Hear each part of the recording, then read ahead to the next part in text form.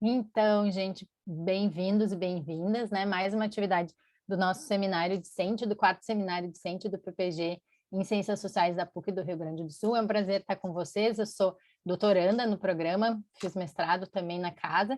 E aí, então, parabenizar, né, a Tayane, nas figuras da Tayane, do Felipe e do Lucas, a organização do evento, a mobilização, né, de todo mundo. Agradecer, então, em especial a Emília e o Wesley, que toparam estar com a gente para compartilhar um pouco as experiências deles em relação à nossa pauta, que é a iniciação científica no ensino médio, né? Então, a importância de pensar a pesquisa, né, e já essa inserção dos estudantes desde o ensino médio na pós-graduação, aliás, desde o ensino médio na pesquisa, né? Tanto quanto uma ferramenta de aprender a realidade, como também uma forma de compreender como é que a pesquisa social se desenvolve, né? A gente, então, a Emília é estudante do ensino médio, né? Do IFE em Rondônia, e o Wesley mestrando no nosso programa, sociólogo, né? Também da casa. Eu vou passar, então, a palavra primeiro para a Emília, que é a nossa convidada externa, como é de praxe. E aí, se tu puder, então, compartilhar um pouco com a gente como é que foi a tua experiência como estudante, né, do ensino médio, atuando, né, enfim, com a iniciação científica, com a pesquisa social. Bem-vinda. Obrigada. Bom dia a todos. Vou me apresentar um pouco. Eu sou Emília Zanella de Souza, eu sou do município de Paraná, no estado de Rondônia, e eu cursei informática no ensino médio técnico do IF daqui, o IFRO, como a gente chama aqui, porque fica IFRO, a gente chama de IFRO. Eu me formei no final de 2020 e por mais que eu não tenha seguido na área do meu curso, ter passado pelo IFRO foi crucial para a minha escolha de graduação, que eu escolhi me graduar em História. E isso aconteceu por causa dos projetos de pesquisa que eu tive oportunidade de me envolver por lá. Desde o primeiro ano, os nossos professores já tocaram no assunto de pesquisa científica. Eu me lembro que o meu professor de matemática introduziu a estrutura do resumo científico numa atividade, enquanto a minha professora de geografia fez a mesma coisa com o resumo expandido. Ela foi um pouco mais além, ela fez um projeto fotográfico com a gente, com temas relacionados ao nosso município, e inclusive alguns desses resumos da minha turma foram trabalhados fora de sala de aula e eles chegaram a serem publicados. O meu não foi na época, a minha primeira experiência mais direta e mais a longo prazo com pesquisa foi no segundo ano. No segundo ano, os cursos técnicos têm na grade uma matéria chamada Orientação para a Prática Profissional e Pesquisa. E ela tem o intuito de ensinar as normas de pesquisa científica, de relatório, principalmente coisas que a gente precisaria para entregar um relatório de estágio ou um TCC no terceiro ano para a gente poder se formar. Mas naquele ano, a nossa professora, que se chama Lediane, ela estava começando um projeto de ensino interdisciplinar com as matérias de História e Geografia. E o objetivo era dividir a turma em vários pequenos grupos de 3 ou 4 pessoas, e a partir de um tema guarda-chuva, que ela determinou como a História e Geografia da região central de Rondônia, os nossos grupos iam escolher um assunto para que a gente desenvolvesse uma pesquisa ao longo do ano, com a orientação dela e a coorientação das nossas professoras de História e Geografia. Então, a gente aprendeu tudo muito na prática e tudo muito aos passos. No primeiro bimestre, a gente aprendeu a formular o projeto de pesquisa em si, depois a gente aprendeu sobre os instrumentais e a desenvolver os nossos próprios instrumentais. A gente fez pesquisa de campo nas férias, inclusive, e até a orientação para a escrita de um artigo e uma apresentação oral para uma bancada de professores do nosso curso, que ia ser a atividade final do nosso ano. Então, eu imagino que ter aprendido sobre pesquisa inicialmente na prática foi muito importante para a minha turma, porque a gente viu as etapas desse processo levando a gente para algum lugar. Enquanto com os nossos colegas que estudavam com outras professoras, e, tipo, estudavam com o PPP como uma matéria normal, como qualquer outra.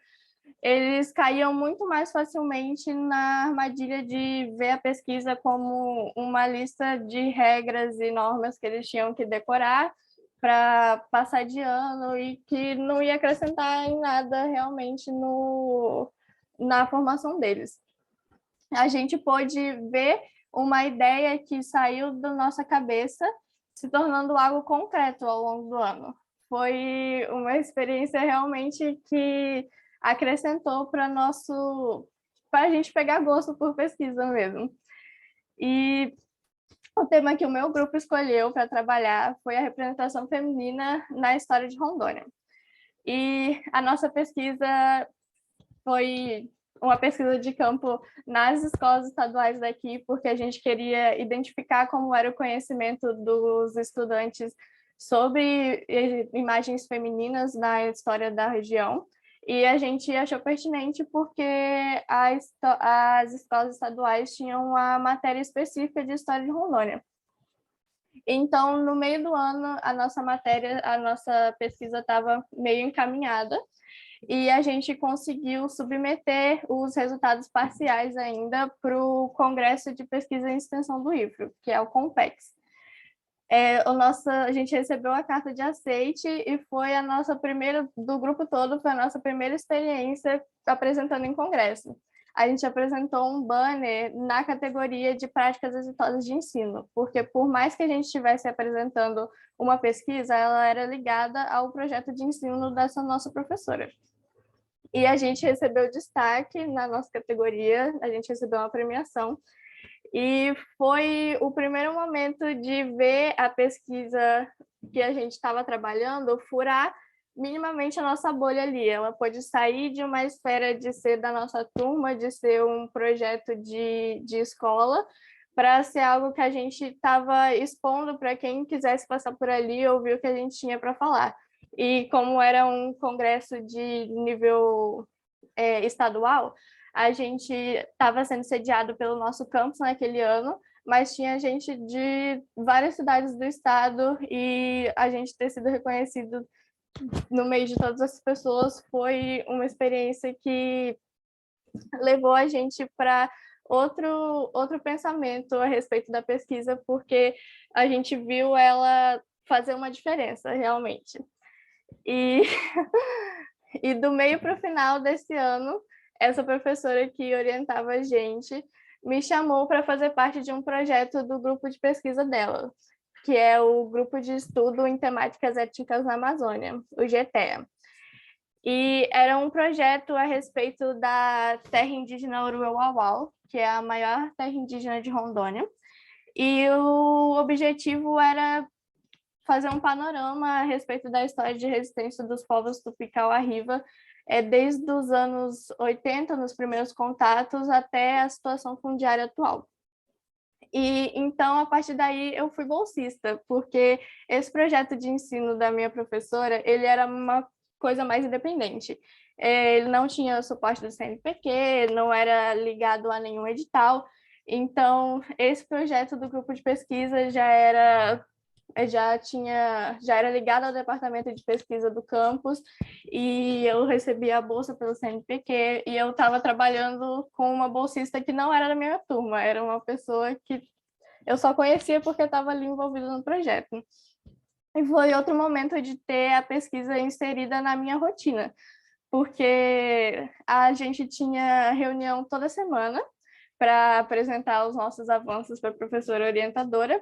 Então, por mais que a gente só se encontrasse uma vez por semana, a gente estava sempre lá na salinha do grupo com os outros bolsistas, pesquisando alguma coisa, lendo, escrevendo, fichando. Então, foi um momento de ver a pesquisa sair de algo só da minha formação do ensino médio para algo extracurricular que eu estava fazendo por livre e espontânea vontade e que eu gostava dos resultados. Então, essa foi uma experiência bem diferente do projeto de ensino, porque a partir dali eu estava vendo a pesquisa como algo separado de um projeto de escola. Eu estava vendo realmente como algo que podia estar inserido na minha rotina como uma profissão, inclusive. Não era minha profissão na época, mas não é minha profissão agora, mas foi uma maneira de ver a pesquisa como uma profissão, uma atividade que ela pode ser independente da formação ou não. E então, no final de 2019, eu participei pela primeira vez de uma reunião ampliada do grupo. Eu e a outra bolsista desse projeto apresentamos nossos resultados parciais ainda, e nessa mesma semana a gente apresentou para a bancada de professores do projeto de ensino.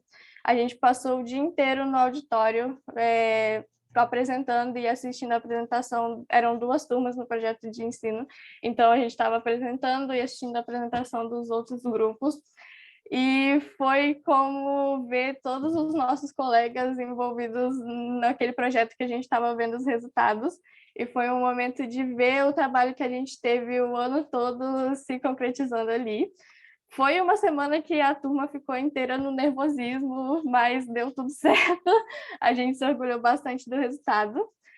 E no início de 2020, a nossa professora falou para o nosso grupo, que era sobre gênero, né, a representação feminina, sobre um congresso internacional que acontecia de 4 em 4 anos na UFSC, o Fazendo Gênero, e estava prevista para ter uma edição em 2020, e estavam com as submissões abertas com um eixo específico para alunos de ensino médio.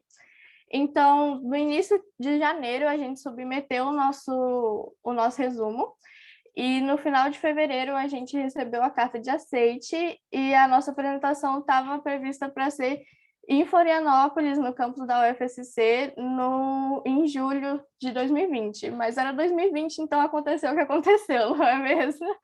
Então, a pesquisa teve que seguir remotamente ali naquele ano. A gente continuou com as reuniões do grupo por via Meet e tudo mais. E no meio daquele ano, a gente entregou o relatório final desse projeto a respeito da terra indígena. E a gente conseguiu publicar ele em 2 congressos locais, mesmo sem os congressos estarem acontecendo presencialmente. Naquele ano, o GTE organizou a primeira reunião ampliada que realmente foi aberta a submissões de outras pessoas, de outros grupos, então foram publicados anais, e foi um momento de crescimento do grupo que eu fiz parte da organização. Foi legal ver, porque ali foi o início de um congresso que provavelmente vai acontecer anualmente, com o trabalho das nossas professoras orientadoras, e a gente teve a oportunidade de ter um dedinho ali, então foi bem legal. E então, a nossa apresentação no Fazendo Gênero aconteceu só esse ano, em julho também. Ela foi adiada, aconteceu de forma remota.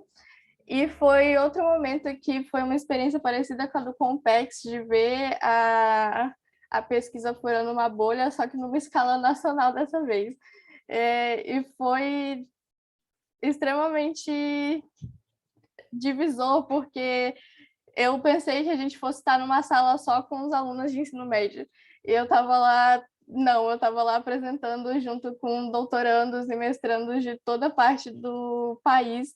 Então, foi um momento de me sentir inserida, um pouco nervosa, inclusive, numa outra parte da pesquisa, e pensar em como eu era privilegiada de ter a oportunidade de estar inserida nesse meio desde tão cedo na minha formação.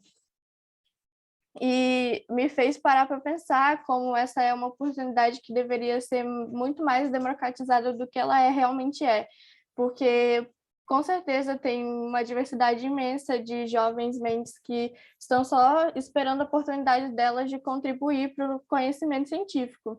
E a gente nunca vai saber que tipo de conhecimento a gente está perdendo enquanto essas pessoas não terem acesso ao ambiente acadêmico e não puderem tirar o que elas pensam para algo que pode chegar nas outras pessoas, e elas não têm noção de que elas podem fazer isso.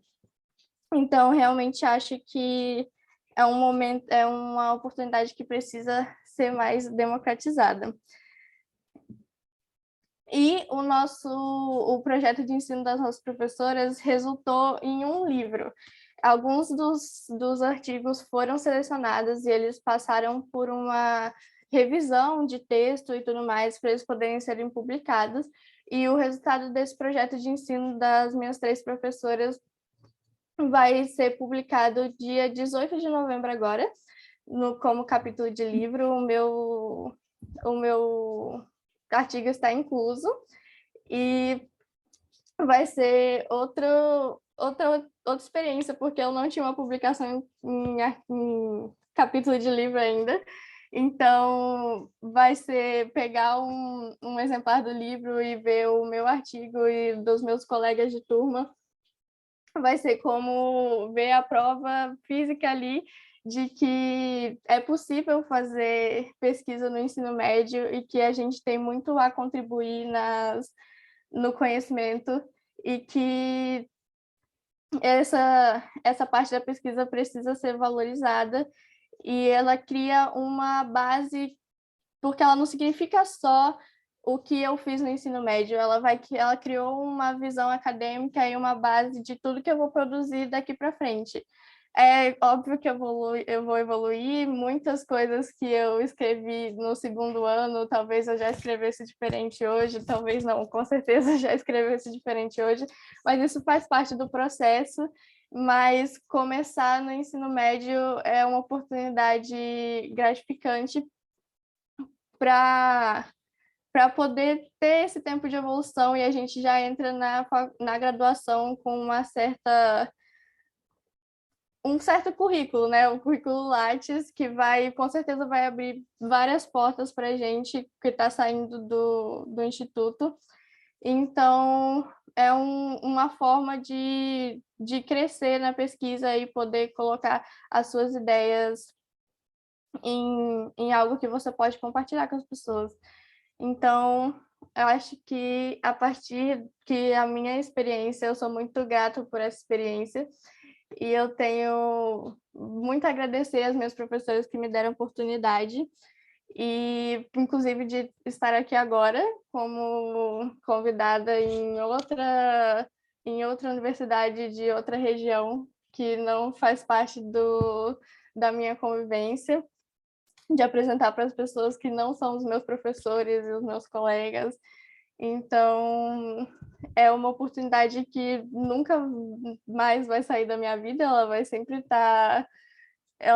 fazer a diferença, sempre eu vou pensar, olha, se eu não tivesse feito pesquisa no ensino médio, talvez eu não estivesse fazendo isso hoje.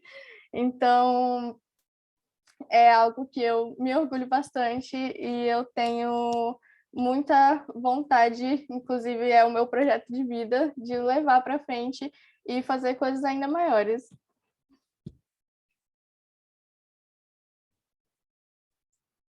Que joia! Muito obrigada, Emília, por compartilhar com a gente. Foi muito enriquecedor. Eu anotei várias coisas aqui, pontos bacanas para a gente debater depois. Okay. Mas então agora eu vou passar imediatamente para o Wesley, porque aí o Wesley vai poder trazer para a gente, né? A Emília trouxe esse ponto de vista do estudante que foi engajado, né? O Wesley foi bolsista de PIBID, enfim, e aí vai poder falar um pouco também da importância que ele vê na condição do professor, né? O ponto de vista do professor sobre essa importância da iniciação científica e da pesquisa no ensino médio. Bem-vindo, Wesley, também.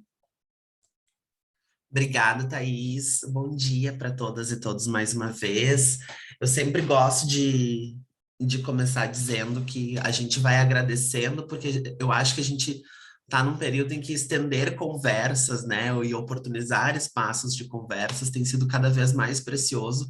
E quando a gente fala de pesquisa social, quando a gente fala do papel que cumprem as ciências humanas e as ciências sociais no desenvolvimento do trabalho científico e do próprio desenvolvimento das sociedades, estender conversas é sempre um bom motivo para a gente se encontrar, né? Então, e aí tem aquelas partes mais pessoais, né? Rever o Lucas, que eu morria de saudades do Lucas, reencontrar o Felipe, a Thaís, a Tayane, conhecer a Emília, ver o Rubens e a Naya aqui também, é sempre uma oportunidade muito rica e muito boa, então que bom que eu possa estar aqui junto com vocês nessa manhã. Eu acho que a Thaís falou mais cedo, mas eu sou formado em licenciatura de Ciências Sociais pela PUC. Eu faço hoje parte do PPG de Ciências Sociais também aqui da PUC.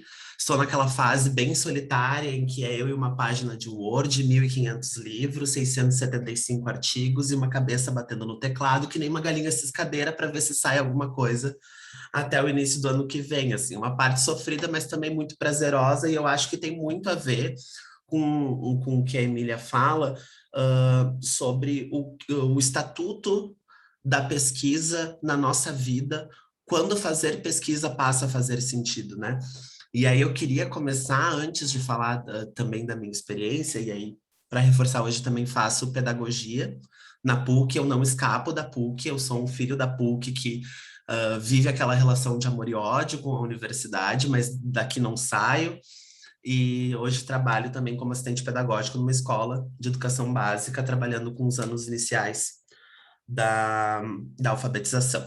E tenho uma experiência aí junto do PIBID, né, o Programa Institucional de Bolsas de Iniciação à Docência da CAPES, de 2 anos e meio, fazendo, se enriquecendo, assim, eu acho que eu me aproveitei muito mais das escolas ou por onde eu passei do que talvez as escolas possam ter aproveitado do meu trabalho, assim. Porque eu me realizava em sala de aula e eu acho que isso é uma coisa que marca, assim, a minha trajetória. E eu acho que por isso que eu gosto tanto de falar desse lugar, assim. E aí eu tava ouvindo a Emília falar e eu fiquei pensando assim, e o meu ensino médio, né? O que eu estava fazendo como estudante do ensino médio? Eu lembro que eu tive um professor de sociologia que ele queria desafiar nossa turma, né? Nós estávamos naquela fase de dizer, era uma turma de primeiro ano do ensino médio, nós estávamos naquela fase de dizer o que nós queremos ser quando crescer, e assim, quando a gente tem 15, 14 anos de idade, o que a gente quer ser quando a gente crescer é amanhã, então a gente quer resolver tudo logo, né? E as respostas que a gente dava era sempre desse lugar de que nós queríamos estar, primeiro, com certeza absoluta, numa condição diferente da qual nós nos encontrávamos na nossa escola. A escola em que eu estudava era uma escola aqui de Porto Alegre, num bairro com uma concentração de renda altíssima, porém uma escola pública em que tu transitava hora por estudantes que provinham dessas regiões mais abastadas da sociedade, que tinham um poder aquisitivo maior, mas também por ser uma escola pública e uma escola muito reconhecida aqui da cidade, também passavam pessoas como eu, assim, que tinham dinheiro da passagem, e se perdesse o dinheiro da passagem dentro da mochila, voltava a pé para casa, atravessava quase 12 quilômetros para voltar para casa. Já passei por isso, mas enfim. Então, era um relato que transitava, primeiro, na certeza de que nós queríamos estar numa situação em que a gente tivesse condições financeiras melhores das quais a gente se encontrava naquele momento e as nossas famílias, porém, ou numa dimensão de que isso seria um caminho muito fácil, basta querer, basta você acreditar, lua de cristal, e tudo que você quiser ser será, assim, né? E ele queria nos provar de que talvez não fosse tão fácil assim. E de que trabalhar no contexto das sociedades em que a gente vive, né, a partir dos marcos das revoluções industriais, que a gente ficava copiando horas e horas e horas nas aulas de história, a gente talvez pensar o trabalho no Brasil e pensar o trabalho de uma forma em geral não fosse tão simples assim, basta você piscar os olhos, pedir para o cara lá de cima e as coisas vão se realizar na tua mão. E aí ele disse, vocês vão precisar descobrir se o caminho que vocês estão dizendo que parece ser tão fácil, tão maravilhoso, de fato se encontra assim. Vocês já se perguntaram o que significa trabalho? Vocês já se perguntaram como é que essa palavra ou o significado dessa palavra foi mudando ao longo do tempo? E a gente foi pesquisar. E eu lembro que esse foi a minha grande inserção assim com a sociologia, né? Pensar o que era trabalho, pensar o que era trabalho no Brasil. E aí, né, adolescente gosta de uma coisa mais chocante. Quando a gente encontrou as informações que nos desestabilizaram e nos desacomodaram, nós queríamos desestabilizar e desacomodar os outros, né? Fazer esse processo de anunciar as nossas descobertas. Eureka, eureka, né? Fizemos um cartaz um painel enorme, assim, e aí junta dinheiro para imprimir as fotos, desenha, escreve, ai, não conseguimos imprimir porque o xerox da escola tá estragado, vamos lá escrever à mão, e aí transformamos um painel com fotos enormes, né, de pessoas sofrendo acidentes de trabalho, de crianças trabalhando no final do século XIX, em jornadas longas de 11, 12, 14 horas. E aí depois fazíamos um paralelo mostrando fotos de crianças na sinaleira de trânsito, né? E aí falando do trabalho infantil e não sei o que, não sei o que. E aí eu acho que essa foi a minha primeira experiência com pesquisa, assim. Só que eu queria voltar um pouquinho antes. Porque quando a gente fala de pesquisa, a gente tem que lembrar que viver em sociedade, ser humano, é fazer pesquisa de alguma forma. Né? Um bebê descobre o mundo fazendo pesquisa. Ele olha e se interroga para esse mundo, ele quer descobrir, ele vai botar esse mundo na boca para saber que sensação tem esse mundo. Ele vai querer quebrar um objeto na mão 1.500 vezes e fazer isso repetidas vezes e de formas diferentes, porque ele quer saber o que significa aquilo. Uma criança não aprende a falar porque a gente repete para ela palavras e fica dizendo, ó, diga a bola, diga a bola. Não, a gente mostra a bola para ela. E não basta só mostrar a bola para ela precisa saber dessa bola, ela precisa se apoderar e se autorizar disso. Então, o Estatuto da Pesquisa nas nossas vidas, ele começa desde o primeiro momento que a gente chega no mundo. Descobrir o mundo é fazer pesquisa. E aí o grande dilema é que por mais que eu tivesse esse professor de sociologia lá na minha turma, 1C da escola do Colégio Estadual Piratini, aqui em Porto Alegre, que nos incentivassem a minha turma a ir atrás das informações e de talvez até fazer provocações que a gente nunca tinha se perguntado antes, a gente fala de uma escola no Brasil que tira a pesquisa como prática da vida. Tira o sintoma da descoberta, o prazer da curiosidade, retira de nós o prazer de fazer a simples pergunta que toda criança a partir dos 2, 3 anos faz para tudo, a todo momento, que é o porquê. Por que o céu é azul? Por que que eu não posso chegar perto da janela se eu gosto tanto de olhar a borboletinha que está passeando ali fora? Por que que eu tenho que sair de mão dada com um adulto? Por que que eu tenho que esperar os carros pararem para atravessar a rua? Porque eu sinto fome, né? E aí a gente chega na escola e essas perguntas param de ser levantadas a partir dessa grande palavra, dessa gostosura de palavra, porque aí se tornam simplesmente a vida é assim. Copie essas 5 páginas que eu vou colocar no quadro, resolva os exercícios do livro na página 136, e essa é a resposta do mundo. O céu é azul porque é azul. Né? Eu não vou ter mais o prazer de ir lá entender qual que é a relação da água com a luz do sol e como isso cria um espectro, né, do prisma de cores que faz com que a lente dos nossos olhos faça esse equilíbrio com as cores, porque elas refletem a partir da água e aí existe a cor azul e todas as outras cores. Não, eu te dou a resposta pronta. E isso me incomodava bastante. E como eu já sabia que eu queria ser professor, eu também já queria saber que eu queria ser um professor que não desse um mundo pronto para esses sujeitos. E aí, com 17 anos de idade, eu entro numa turma de primeiro ano do ensino médio e vou lá me deparar com uma outra dimensão. De que nós, professores, nós, educadores e educadoras, também precisamos reaprender a fazer porquês. O que me serve? Eu lembro exatamente dessa minha primeira aula como bolsista do PIBID, junto com os meus colegas e com a professora supervisora, dentro de uma escola pública, também estadual, e a gente trabalhando Thomas Hobbes.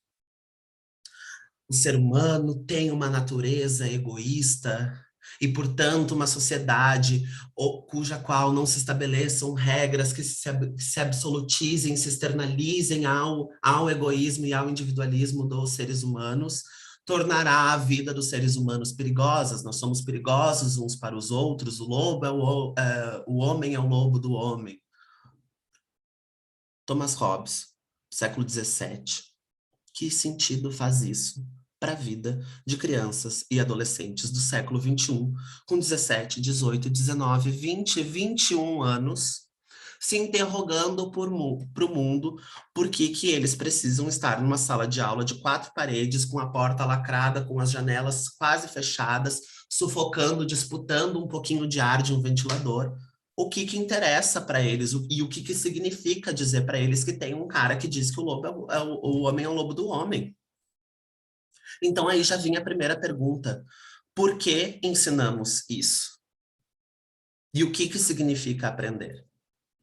E aí nós tínhamos a vantagem de termos 17 anos, né? E aquela arrogância da juventude de dizer: nós vamos entrar na sala de aula e amanhã a revolução será construída dentro daquela escola e sairemos caminhando felizes, de mãos dadas, né? Derrubando os muros da escola. Quem nunca assistiu esse documentário, né? Os muros da escola, e etc e tal. Triste, né? Mas a gente se interrogava isso, e isso primeiro já era bom, porque a gente sabia que se a gente queria que esses sujeitos fizessem novamente porquês para o mundo, que eles deixaram de fazer lá com 6 anos de idade, quando entraram no ensino fundamental, e a professora passou a dizer: o A é assim, e só façam assim, peguem um caderno de caligrafia e repitam 1.500 vezes que o A é assim. Como é que a gente poderia recuperar neles um motivo e razões para se perguntar o porquê? Antes nós teríamos que reaprender a fazer porquê. E aí a primeira coisa, né? Como eu vou ensinar algo para alguém que eu não conheço? E aí eu acho que o Lucas lembra, porque eu acho que o Lucas pegou essa fase também. Nossa primeira atividade como, né, futuros educadores e educadoras era saber quem eram esses sujeitos da escola. Eram brancos ou eram não brancos? Negros, pardos? Que lugares eles vinham? Né? Onde eles moravam, quais eram os bairros da cidade que essas crianças, esses adolescentes frequentavam, quantos anos eles tinham, o que eles querem aprender. Quantas vezes será que alguém perguntou para um adolescente o que ele quer aprender? E eu acho que esse aí tá o primeiro ponto, assim, para a gente pensar o que é iniciação científica e trabalhar pesquisa já no ensino médio, ou talvez já trabalhar lá no ensino fundamental. O que eu quero aprender? O que eu quero descobrir do mundo? E o que eu faço com essa informação que descubro? Né? Então a gente foi se preparar para fazer isso. Existia laboratório de biologia, existia laboratório de química, existia laboratório de informática, mas não existia laboratório de sociologia. Afinal de contas, como é que se bota a sociedade dentro de um laboratório para ficar fazendo testes, né? É um instrumento, um objeto de conhecimento que não se pode, a princípio, por princípios éticos, colocar enjaulado dentro de um lugar para saber o que vai acontecer se a gente mudar algumas variáveis. Se a gente controlar o ar, se a gente controlar a luz, né? A quantidade de pessoas dentro de um lugar. Mas a gente podia fazer um laboratório de interrogações sobre esse mundo, e que mundo que nós faríamos para essas pessoas. Então, dentro do laboratório de sociologia, a partir das informações que nós tínhamos desses estudantes sobre o que eles disseram para a gente que eles são, e tirar aquele lugar de que nós, educadores, e, portanto, os detentores do conhecimento, saberíamos dizer quem eles são, e não eles mesmos nos dizendo o que eles eram, nós queríamos aproveitar o que apareceu. E aí é ótimo, né? Adolescente quer saber de tudo. Quero saber de feminismo, quero saber sobre gênero, quero saber sobre sexualidade, quero saber sobre política, quero saber por que eu sinto fome, por que do outro lado da rua, na escola privada, as crianças vivem e aprendem melhor porque não passam fome, e aqui o nosso lanche, nosso almoço e nossa janta é um pedaço de banana. Né? Por que os nossos professores sofrem, adoecem e não voltam a trabalhar? Por que na nossa escola sempre tem greve? Né? Então eram perguntas muito, muito latentes, assim, e perguntas que diziam: nós queremos nos descobrir nesse lugar do mundo. E olha que coisa rica isso. Né? Aí depois a gente chega lá na faculdade, e aí dizem pra gente assim, lá na licenciatura: as fases do desenvolvimento das pessoas, a criança ao adolescente. A adolescência é a fase de testar. É a fase de testar as autoridades, de fazer rupturas, porque é nesse momento da fase que o nosso corpo biologicamente vai se transformando e a gente precisa criar o nosso próprio vínculo e cortar de vez aquela necessidade de estarmos atrelados à responsabilidade dos adultos para construirmos as nossas próprias responsabilidades. Olha que legal!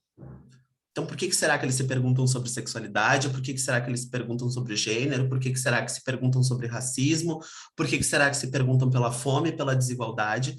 Porque é nesse lugar que eles estão se constituindo. E não investir né, nesse caminho para que eles possam explorar, construir suas próprias hipóteses do mundo. Olha que fase tão sensacional da pesquisa científica, levantar hipóteses. Eu tenho uma pergunta que eu quero responder. Que respostas eu acho que a minha investigação pode me trazer? E que caminho eu preciso percorrer para saber se as hipóteses, as tentativas de respostas iniciais que eu quero dar a esse problema estão certas ou não? E nós queríamos fazer isso. Laboratório de sociologia, bombava, né? As crianças vinham, eles queriam saber o que é esquerda e o que é direita, e nós assim, meu Deus do céu, nem nós, sociólogos formados, sabemos o que de fato estabelecer o que é um conceito de esquerda e de direita no espectro político, porque o Brasil, a gente houve a esquerda defendendo princípios que a gente veria em outros países sendo princípios da direita e vice-versa, e ora um é moderado, e aí precisamos da terceira via, mas o Estado é maior, é menor, é fraco, é forte. Mas eles queriam saber o que era esquerda e direita, né? E aí a gente foi lá nos clássicos. Até que a gente se perguntou. Quando a gente fala de pesquisa no ensino médio, a gente está falando da mesma pesquisa da universidade? Será? Porque assim, pegando lá de novo o Thomas Hobbes, né? A gente olhava para os conteúdos pré-estabelecidos a serem trabalhados nos 3 anos do ensino médio com sociologia, a gente se perguntava, a gente está formando sociólogos no ensino médio? Eles precisam, aos 15, 16 e 17 anos, saberem quem foi Thomas Hobbes, o que ele dizia, quantos livros ele escreveu, qual que era o que é fato social para Durkheim, o que é ação social, os 3 tipos de ação social para Weber, e o que é a categoria de contradição em Marx. Por quê? Por que a gente precisava pegar tudo aquilo que eu, Lucas e meus colegas que fizeram PIBID aprendíamos? Era basicamente assim, a gente entrava na sala de aula, os nossos professores da universidade nos explicavam, porque nós estávamos fazendo estudos em sociologia e ciências sociais, e a gente chegava para a escola, simplificava um pouco as palavras e dava a mesma aula, e entregava o mesmo conhecimento, sem fazer nenhum tipo de mediação com qual é o sentido. Para mim, na universidade, era me tornar um profissional da área de ciências sociais. E qual que era o sentido para os estudantes? E aí o laboratório de sociologia nos mostrou que o sentido para a vida deles era diferente do nosso. E, portanto, o que a gente ia estabelecer como conteúdo, como esses instrumentos de repertório que os auxiliassem a responder as perguntas que estavam fazendo, não poderiam ser feitos da mesma forma que nós fazíamos na nossa universidade. E aí a gente foi pensar como é que a gente faria, então. Vamos conhecer a história do bairro, vamos construir seminários para que eles tenham um suporte científico para dar respostas científicas para o mundo que estão observando. A gente precisa oferecer para eles um repertório de linguagens científicas. Então, a gente precisava ensinar o que é um artigo científico, então a gente precisava ensinar o que são dados, como se coleta dados, como se analisa dados. Né? E isso a gente pode fazer das mais infinitas formas, a gente não precisa lá ensinar eles a mexerem no SPSS, no ensino médio.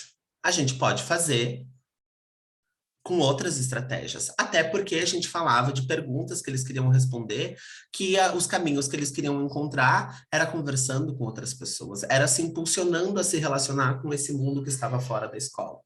E aí, para não me estender muito, assim, isso seguiu durante toda a minha trajetória dentro do PIBID, a gente fazia loucuras.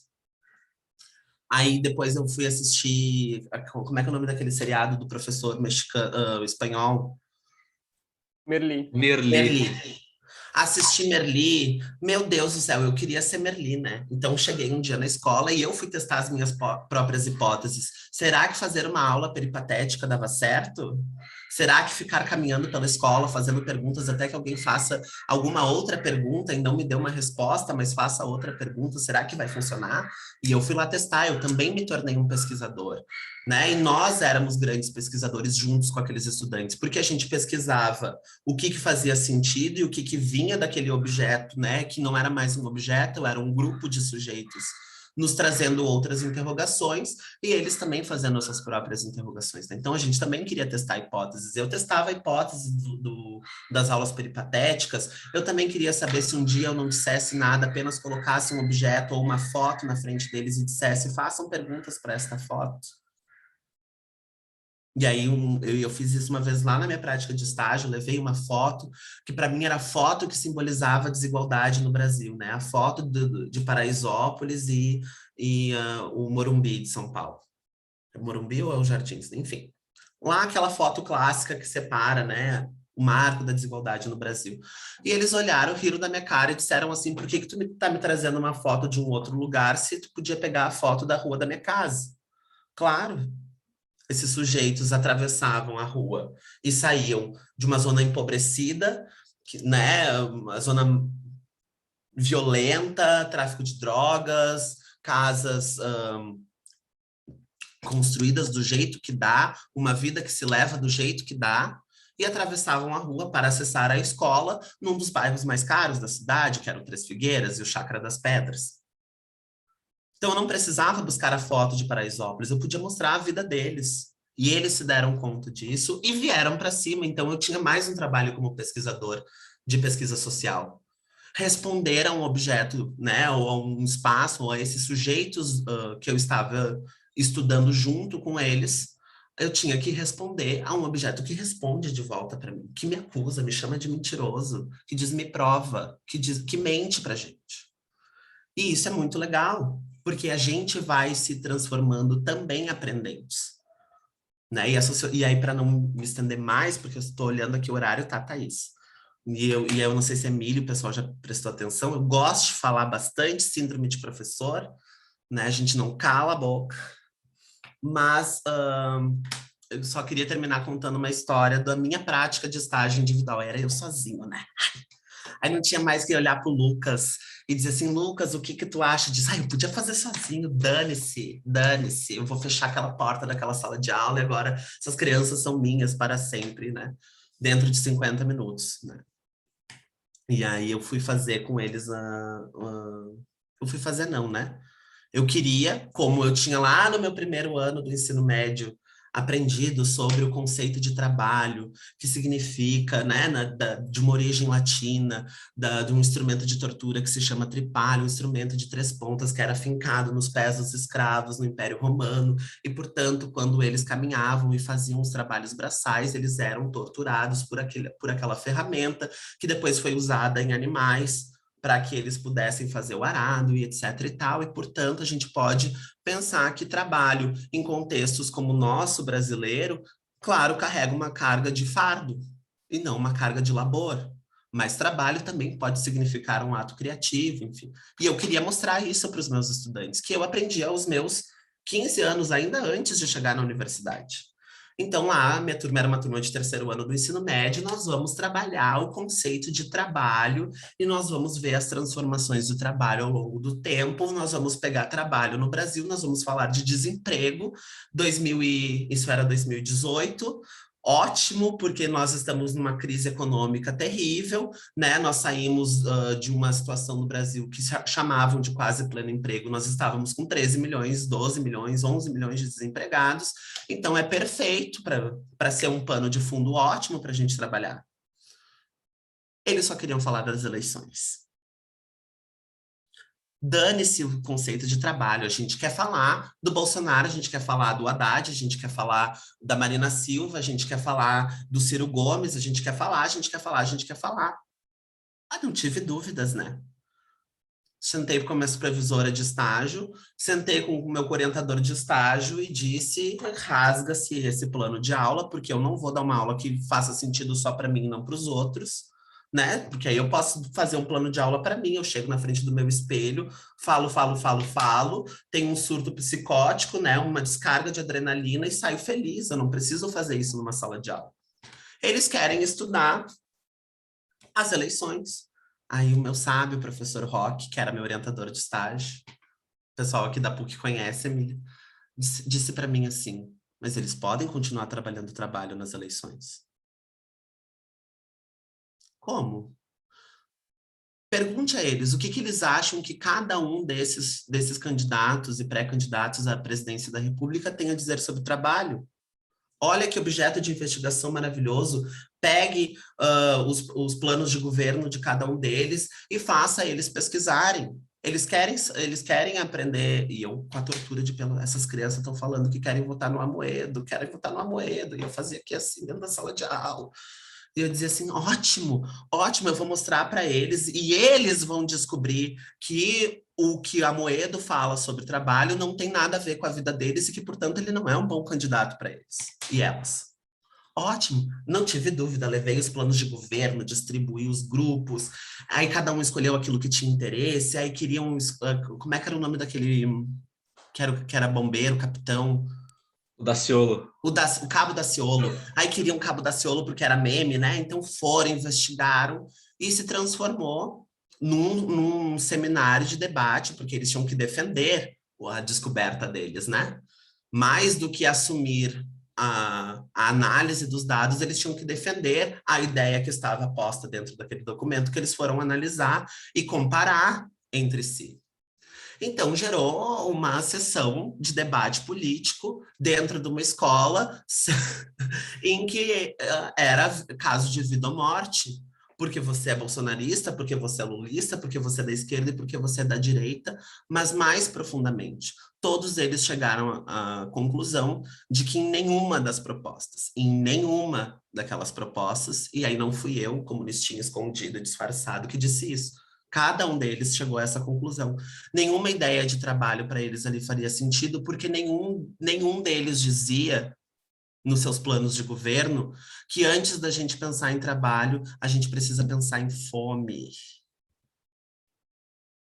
Né? E falava-se, tinha um plano de governo específico de 2 candidatos do espectro da esquerda que falavam da fome no passado e não da fome no presente. Eles diziam, a gente está sentindo fome hoje. Então, para finalizar, assim, o que é o impacto da iniciação científica ou de estratégias de pesquisa dentro do ensino médio, daqui desse olhar de quem foi estudante hoje educador, é permitir que as pessoas se autorizem a olhar para o mundo em que vivem e traçarem novas possibilidades para suas trajetórias. Né? É retirar da academia de que só ela pode dar respostas ao mundo e dizer que todos nós podemos dar respostas ao mundo. E que se nós não podemos dar respostas ao mundo, porque nem toda pesquisa social apresenta respostas, a gente pode fazer novas perguntas para seguir adiante. E isso, para mim, é uma possibilidade de democratização da pesquisa. Isso, para mim, é uma transformação, né? Uma educação transformadora. E isso, para mim, é inovação. Eu nunca precisei levar para a sala de aula 1.500 computadores, né? Ou esperar que o governador do estado, ou que haja recursos para comprar canetas e tablets que fazem a gente dar pirueta na sala de aula. Um caderno, um lápis e uma borracha. A gente fez pesquisa. Obrigada, Wesley, foi ótimo, sempre bom te ouvir também. E eu gostei muito das duas falas, porque elas trazem exatamente nessa pluralidade de perspectivas, né? Alguém que vivenciou e como docente em formação, né? O espaço da escola, e alguém que vivenciou como estudante, e também porque colocam a pesquisa em 2 lugares possíveis e desejáveis, né? A experiência da Emília nos institutos federais. Eu fui professora substituta no IFSU aqui durante 1 ano, e como substituta não tinha, né, a possibilidade de ter bolsistas, mas eu tinha colegas que tinham, e aí então eu acompanhava, né, tinham as feiras, enfim, como é que era esse lugar do estudante e a relevância que é, né, que é o que a Emília traz. Então, a pesquisa dessa maneira estruturada, com um projeto, com, né, uma bolsa, com financiamento, cumprindo algumas regras, né, toda a metodologia, né, a expectativa que se tem em relação a um estudo com bases científicas, que vai ser questionado numa feira, né, que vai ser perguntado quais são os procedimentos que tu fizeste, e essa outra perspectiva que traz o Wesley, que é de próprio estranhamento do mundo e descoberta do mundo, né, de se perceber parte, mas se questionar, né, fazer o exercício que para nós das ciências sociais é tão relevante, que é o estranhamento, né, no próprio contexto, o que eu posso fazer de questões para esse contexto e ir atrás. Como síntese, né, eu traria das questões de vocês, a importância que é as pessoas entenderem qual é o papel das ciências humanas de modo geral, né? A gente tem uma dificuldade muito grande, eu percebo no tempo atual, e a escola materializa isso, de se compreender que as ciências humanas não são opiniões, né? Não é a Thaís diz o que ela pensa, o Lucas, Emília, Wesley, cada um diz o que acha e é isso, né? O professor vai para a sala de aula dizer o que ele pensa. Não é isso que a gente faz. E as pessoas conhecerem as nossas metodologias, conhecerem esse ímpeto da pesquisa, do questionamento, do vamos atrás, vamos entrevistar, vamos perguntar, vamos investigar, vamos conhecer a história, né, da onde a gente vem, do nosso bairro, tudo isso também esclarece sobre o que é uma ciência humana, né, e como é que se produz uma ciência humana, e de que não é, eu tenho percebido muito, né, nos meus alunos respondem perguntas, né, do trabalho e tal, e aí no final eles respondem, finalizam com, mas essa é a minha opinião. Como se, então, isso eu posso dizer qualquer absurdo, né, coisas, inclusive, que violam direitos humanos, mas essa é a minha opinião, então eu estou salvaguardada. As falas de vocês me trazem para esse lugar, né, que é a importância da gente falar, formar, né, também instruir as pessoas no sentido do que é uma ciência humana e de quão relevante essas ciências todas, né, que compõem as ciências humanas são para a nossa vida em sociedade. Vou abrir agora, então, agradecer de novo, Emília e Wesley, e abrir, então, para os comentários, né, eu sei que o Lucas também tem vivência, né, o Wesley mencionou ele mais de uma vez, mas também perguntas que os participantes aí que estão com a gente queiram fazer para os dois. Se me permitirem ir primeiro, só porque eu vou ter que sair antes, porque eu vou mediar a sala da Débora, né, a Rinaldi, então só porque eu já vou ter que... Fica à vontade, Lucas. Tá, eu vou ser breve, mas acho que vai ser interessante, porque nas duas falas eu acho que me trouxeram muitas questões. Por quê? Porque eu no ensino médio tive iniciação científica no meu colégio, e eu na graduação participei do PIBID, e o Wesley traz essa questão, né? Então, essas duas questões me pegam muito. Então, o que eu posso dizer, brevemente, é que, no primeiro momento, com a Emília, eu fico muito... Mas eu digo isso agora na graduação, futuro professor. Fico muito satisfeito de ver esse tipo de experiência, esse tipo de olhar, né? A partir do estudante, né, como sujeito, interpretando o mundo dessa forma, né, depois de ter passado por algo que o modificou e o que vai fazer modificar, né, outras pessoas. Então, fico muito satisfeito. Embora eu, enquanto um estudante de ensino médio, não tivesse tido essa mesma perspectiva, né? Eu, no caso, tenho uma experiência mais negativa, mas daí é a diversidade, né, e os múltiplos contextos. No meu caso, eu acho que faltou um pouco... Tem um pouco do meu empenho, mas eu também estava passando por problemas pessoais, né? E eu acabei fazendo uma iniciação científica histórica sobre a Brigada Militar, que não fazia muito sentido para mim, eu não soube lidar, não furei a bolha. Eu acho que isso também, né? Eu não fui para a URGS apresentar no salão, eu fiquei na escola, fiquei chateado porque eu não conseguia fazer, não conseguia entender, não conseguia... Para mim, bom, foi um ano bem confuso, mas eu tive colegas que adoraram, né? Então, eu acho que tem muito disso, né? Para mim, foi dessa forma, mas eu acabei entrando na graduação e tendo um outro olhar gradativamente sobre isso, porque quando eu entrei, eu nem... iniciação científica no ensino médio, sei lá, nem fazia sentido. Mas conforme eu fui me graduando, entrando no PIBID e participando, eu fui entendendo a importância da pesquisa desde cedo, e o teu relato, para mim, faz eu reafirmar um pouco essas ideias, dessa importância, né? Já com o Wesley, fico refletindo um pouco sobre a minha experiência no PIBID, que ela é diferente do Wesley. Eu não participei da pesquisa socioantropológica e fico sentindo falta disso.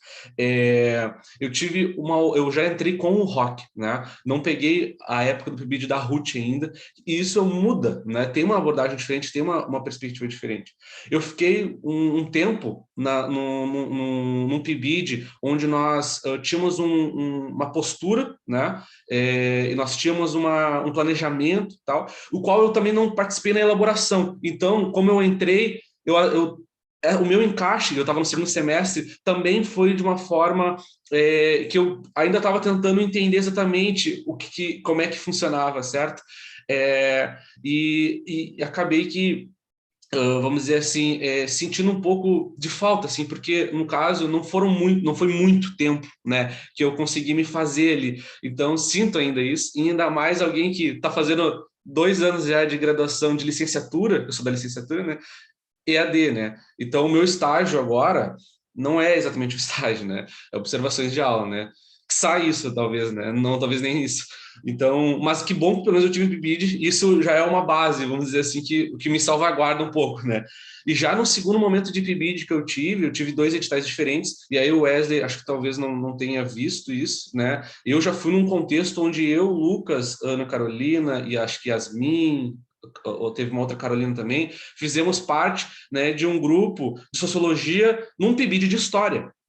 E aí, foi bem, assim, eu me sentia um peixe fora d'água, né, porque, na verdade, era uma outra questão, era muito diferente, e aí teve um desafio ali, que era me inserir de maneira interdisciplinar já, né, no terceiro semestre no quarto, acho, terceiro ou quarto semestre, só que num contexto de história, né? E aí a pesquisa ali foi uma coisa que eu acho que a gente não conseguiu explorar, né? Foi uma coisa que eu sentia, que eu comecei a sentir, isso que o Wesley está dizendo que ele estava sentindo, e que eu tinha uma experiência negativa no ensino médio e não vim com a graduação com essa vontade de trazer isso para os alunos, eu comecei a sentir isso, né?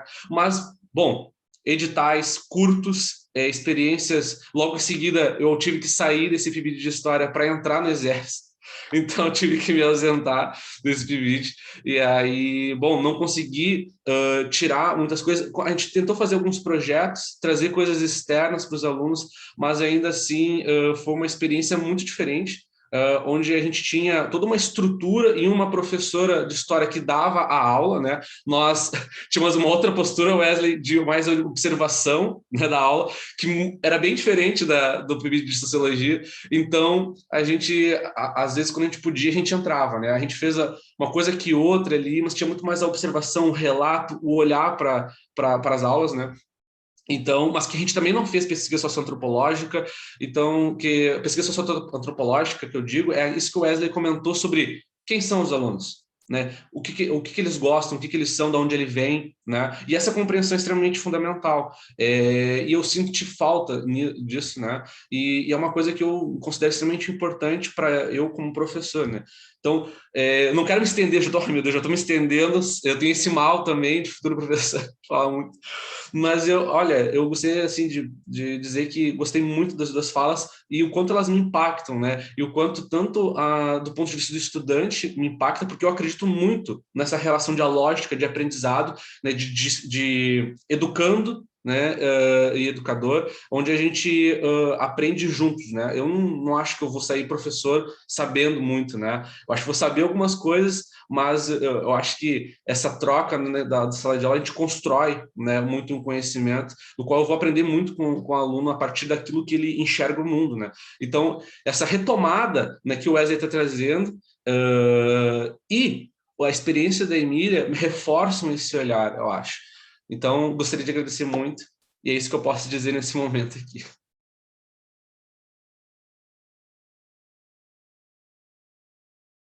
Obrigada, Lucas.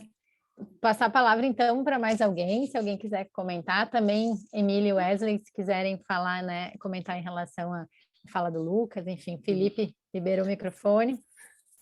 Se for comentar rapidinho também, gostaria de agradecer os dois e parabenizar pelas falas, né? Acho que foi uma maneira bem inspiradora de começar o dia. E começando então pelo Wesley, como experiência pessoal, assim, a minha graduação foi um bacharelado, né, em Relações Internacionais, e então não tive oportunidade de fazer PIBID ou de cadeiras mesmo da licenciatura, e te ouvindo, assim, eu acho que, pensando em retrospecto, faz bastante falta, sabe, de ter essa visão, mas justamente sobre o ensino básico, né, que às vezes quando você faz um bacharelado e depois entra no mestrado, você tende a pensar já mais na docência universitária, né, que é outra realidade, é outra forma de pensar a docência e a pesquisa, né? Então, eu gostei bastante desses aspectos que você trouxe e realmente fiquei com vontade até de, sei lá, fazer uma licenciatura aí, mas não agora, né? Durante o doutorado, senão vou enlouquecer. Mas te agradeço por compartilhar essas experiências E bem, sobre a Emília, não sei nem o que falar, assim, porque eu fiquei muito emocionado durante sua fala, porque, para as outras pessoas que não sabem, tipo, eu também estudei no Instituto Federal de Rondônia, fui bolsista da mesma professora que a Emília, e ano que vem vai fazer 10 anos já que eu me formei no ensino médio, e ver que essa mesma professora ainda está impactando outras vidas e inserindo na área da pesquisa me deixou muito feliz, assim, e nem de perto eu tinha toda essa desenvoltura que a Emília tem quando eu me formei no ensino médio, mas eu também fui bolsista, né, da professora de História durante 3 anos e realmente moldou, assim, a minha visão sobre pesquisa e realmente eu acho que eu devo muito da minha escolha profissional a essa experiência que eu tive ainda no ensino médio, né, tive uma experiência muito boa, assim, como a Emília, de poder apresentar a pesquisa em outros ambientes que não o escolar, de poder ir para congresso e de meio que já ir me inserindo e me vendo nesses espaços, né, que eu ainda estou até hoje. E mais uma questão de dúvidas, assim, de curiosidade, né? Você falou, comentou sobre 2 pesquisas, né? Daí eu fiquei mais curioso sobre a metodologia, assim, que vocês usaram, que nessa que você mencionou sobre a representação feminina, né, na história de Rondônia, você mencionou que vocês trabalharam em escolas, né, escolas estaduais, daí eu fiquei pensando se vocês fizeram mais entrevistas com os alunos, ou se vocês analisaram os currículos, como que foi esse processo e também da outra pesquisa sobre as terras indígenas, como que vocês conduziram, assim, mas mais questão de curiosidade mesmo. E obrigado e parabéns de novo aos dois. Obrigada, Felipe. Sobre a metodologia das minhas pesquisas, sobre a representação feminina, a gente, inclusive, para falar dessa metodologia, eu queria comentar uma coisa da fala do Wesley, que eu relacionei a fala dele com a minha experiência, que ele falou que os alunos tinham a urgência de sair em contato com o mundo que eles queriam questionar. E eu lembro que a nossa professora apresentou para a gente a metodologia de revisão bibliográfica, de revisão documental, e se 1 ou 2 artigos da nossa sala usaram essa metodologia, foi muito, porque todo mundo quis fazer questionário, entrevista e sair para pesquisa de campo, então eu realmente relacionei a sua fala com a minha experiência. A minha pesquisa foi... a gente fez primeiro uma fundamentação teórica para a gente, porque nem a gente conhecia as representações, as imagens femininas da história da nossa região. Então, a gente fez essa fundamentação teórica de buscar esses nomes, e depois a gente foi levar esses nomes para as escolas para ver se os alunos conheciam. Então, a gente fez tanto numa escola estadual, tanto lá no Instituto Federal também, para a gente poder ter 2 visões diferentes. A gente fez através de questionário, a gente levou algumas perguntas e a gente também levou uma lista de nomes para ver se eles reconheciam. A gente colocou 10 nomes femininos e 4 nomes masculinos. Então, em nenhum dos cenários que a gente analisou, uma mulher foi marcada como nome reconhecido mais vezes do que um dos 4 nomes masculinos em comparação com 10 nomes femininos. E para finalizar, dar uma certa conclusão, a gente fez também entrevista com 2 professores de História do Estado, para eles falarem sobre o currículo da disciplina de História de Rondônia e de História no geral, e como a história feminina é colocada nesses currículos. E no projeto de pesquisa do grupo, era revisão bibliográfica mesmo, revisão bibliográfica documental. E aí foi, inclusive, uma outra experiência que eu tive, porque como eu fiz com instrumentais de levantamento de dados de levantamento de dados mais específicos, por exemplo, o questionário e a entrevista no projeto de ensino, eu tive a oportunidade de fazer outro tipo de pesquisa nesse projeto. Então, como a gente ia fazer pesquisa documental em tipo arquivo e tudo mais no 3º ano, a gente não pôde por causa da pandemia, né? E a gente acabou fazendo em arquivos de site. A gente fechou algumas atas da Câmara dos Deputados de Rondônia, coisas do tipo, foi revisão bibliográfica.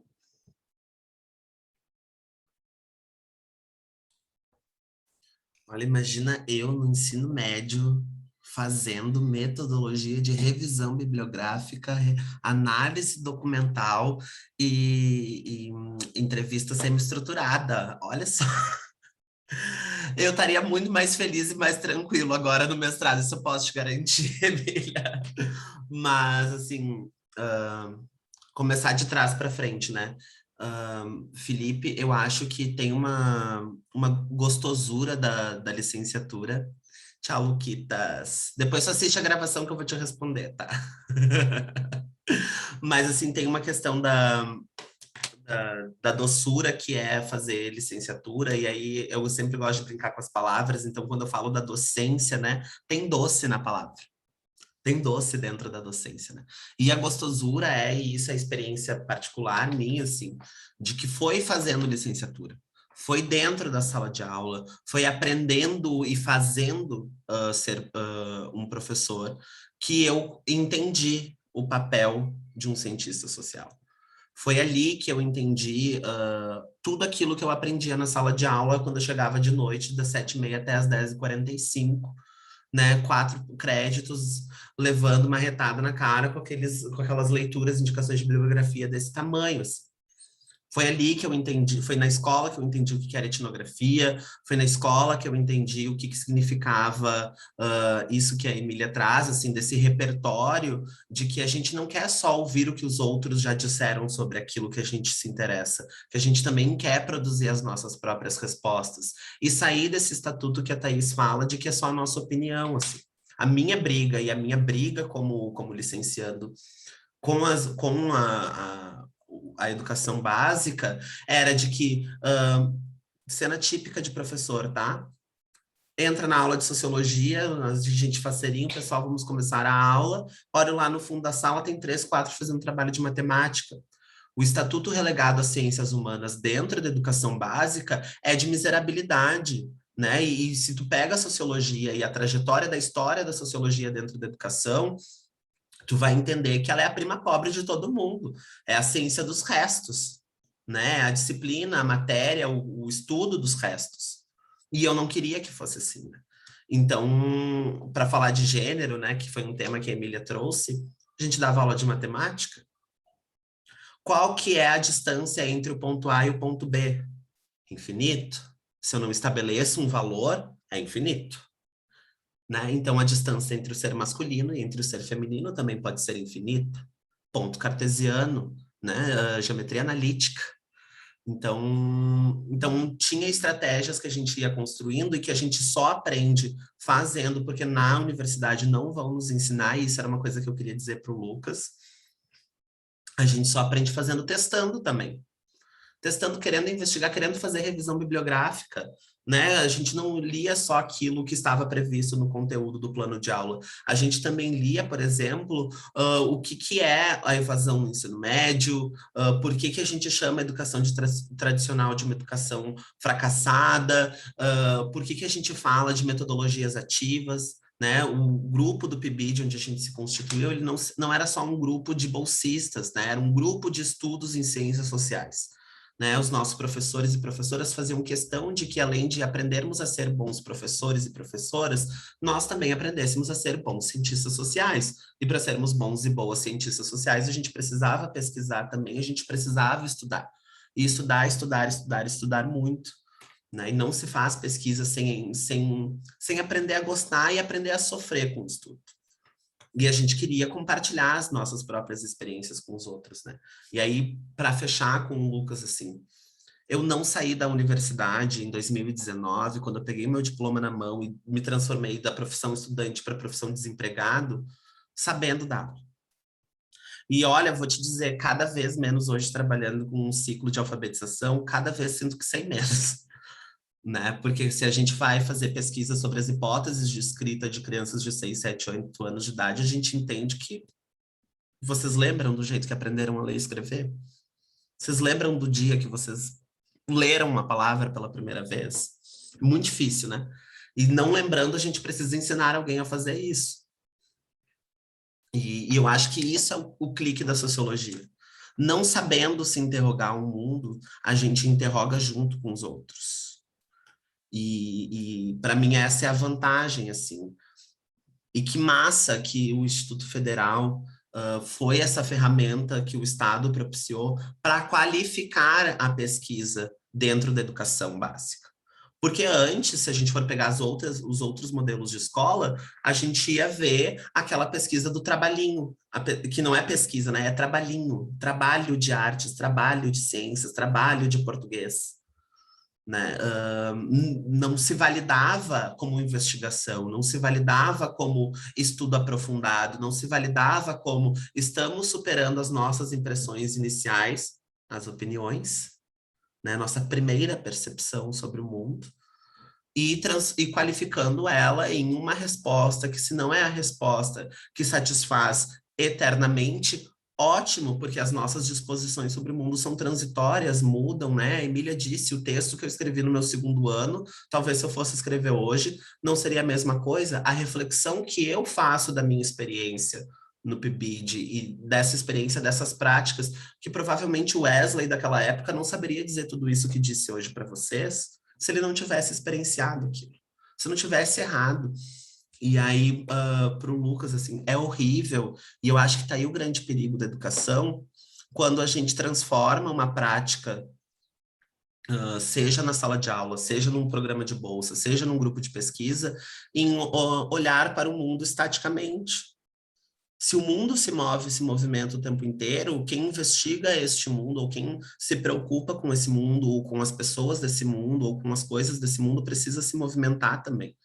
E se a gente não autoriza que isso seja possível, a gente retira a preciosidade da pesquisa, e que eu acho que é por isso que ouvir os relatos da Emília são muito emocionantes. É a experiência de autoria, né? Não era só aprender para si a representação feminina na cidade de Rondônia, no estado de Rondônia, mas era também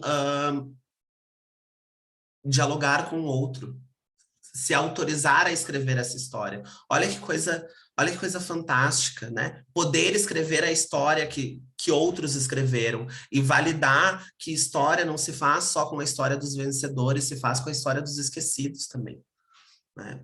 Eu gosto muito do Brecht, e aí quando ele fala do elogio da aprendizagem, do elogio da dialética, ele termina dizendo porque os vencidos de hoje serão os vencedores de amanhã. Então, nos levantemos, assim. Eu acho que fazer pesquisa é um pouco levantar-se para o mundo, assim, né? O mundo não é a gente não vive numa tela de computador, apesar de hoje ser, né? Mas a gente não só recebe o mundo, a gente também constrói esse mundo. E se a gente não oportuniza a reflexão de que nós fazemos isso lá na sala de aula, no grupo de pesquisa, na rua, em casa, batendo boca no grupo do almoço da família no domingo, e que a gente só pode fazer isso com qualificação científica se a gente se compromete com uma determinada prática científica, com uma linguagem que não é a mesma linguagem que a gente usa do cotidiano, e que bom que ela não é, porque ela precisa, né, estruturar um conhecimento transitório de realidade e de verdade. A gente só vai poder aprender fazendo, né? E, enfim, eu acho que tu não precisa fazer um curso de licenciatura, eu adoraria, porque tu vai te realizar horrores, Felipe, mas eu acho que se tu tiver o comprometimento de dar docência acadêmica, se comprometer a oportunizar experiências dentro das disciplinas do currículo do curso com o qual tu fores trabalhar, com a experiência de ter doçura na ferramenta e na descoberta, porque quando a gente está na universidade, na graduação, a gente tem a mesma curiosidade que adolescentes e crianças têm sobre o mundo. A diferença é que a gente tem uma idade diferente, está num momento da vida diferente, um objetivo diferente, mas a gente também que se interroga sobre aquilo que a gente está conhecendo.